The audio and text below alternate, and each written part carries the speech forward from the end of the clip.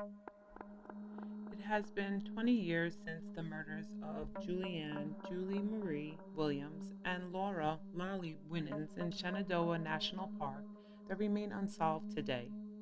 However, at one point, officials thought they had their murderer.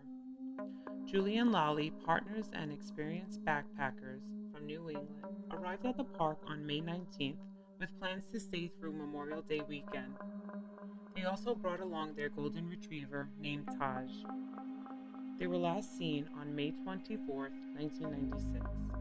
The dog was found wandering in the park and turned over to U.S. park rangers. They were noticed missing after not showing up for work after the weekend. Then, on June 1st, authorities found the two at their secluded campsite, which faced Stony Man Mountain. The women were found with duct tape binding their wrists and covering their mouths. Both were murdered and sexually assaulted. The case generated a lot of publicity, especially regarding safety and homophobic hate crimes. Tips from the public were received as well, yet there were no leads. About a year later, there was a report of a woman who suffered assault while riding her bicycle along Skyline Drive, which led to the arrest and conviction of Darrell David Rice.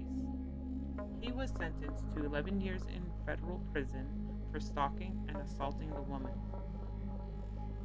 During the investigation, federal officials could identify him on cameras entering and leaving Shenandoah National Park around the time Julie and Lolly were murdered.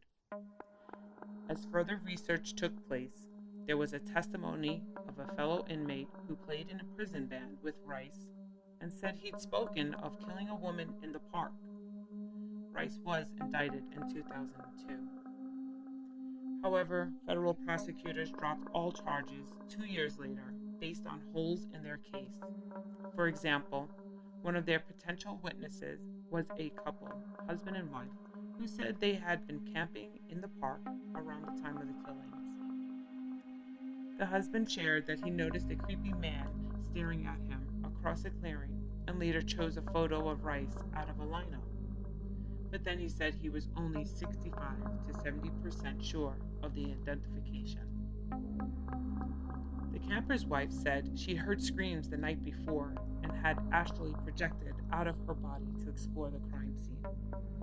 The most significant blow was DNA testing from a male hair found on the duct tape used to bind the women. It did not match Rice. The team of investigators still considered Rice a suspect. Rice was released from prison in 2007, then did 2 more stints for parole violations. As of 2014, Rice is known to reside in Durango, Colorado. Meanwhile, back in Virginia, the deaths of Williams and Winans are considered an ongoing active investigation. Indeed, in early June 2016, the FBI marked the 20th anniversary by issuing a renewed call for tips about the killings. 1983, Yosemite National Park. The partial remains of a woman were found. Specialists estimated time of death fall of 1981 to spring of 1983. The victim, thought to be a hiker, was discovered in Yosemite's Summit Meadow along Glacier Point Road, was believed to be between the ages of 18 and 30. Because the victim's jaw was missing, identification was not possible. During this time, the victim was possibly one of the many brutally murdered from the infamous serial killers and drifters Henry Lee Lucas and Otis Toole. During one of Lucas's interview in the 1980s, he allegedly claimed one of his female victims as a hitchhiker that he picked up on Highway 41 between Fresno, California and Yosemite National Park. He described the victim as about 5 feet 5 inches, 125 pounds, with long, straight blonde to light brown hair. She wore silver rings. The serial killer couple claimed to be responsible for thousands of murders. During his time in prison, it is recorded he confessed to over 600 murders. He also drew detailed portraits of his victims, including their eye color and smiles. However, as Lucas's confessions began to unravel with the advent of DNA testing and major discrepancies in his timelines, the grisly crime scene details he divulged to investigators did not match. Now, there was not a chance to identify and find the family of Jane Doe. Special update. In 2020, a forensic anthropology exam and a CT scan of the victim's skull helped forensic artists create a digital facial recognition of what she may have looked like. There was a reconstruction picture made from the woman's skull without the jaw. To date, Jane Doe has not been identified. Lucas served life in prison after his sentence was commuted from the death penalty in 1998. He died in prison in 2001 after only serving 18 years. However, in 1954, Lucas was convicted on over a dozen counts of burglary in and around Richmond, Virginia, and was sentenced to 4 years in prison. He escaped in 1957, was recaptured 3 days later, and was subsequently released on September 2nd, 1959. And a few months later, January 1960, Lucas was in an escalated argument with his mother that led him to brutally killing her. He was sentenced to up to 40 years imprisonment in Michigan for second-degree murder. After only serving 10 years in prison, he was released in 1970 due to prison overcrowding.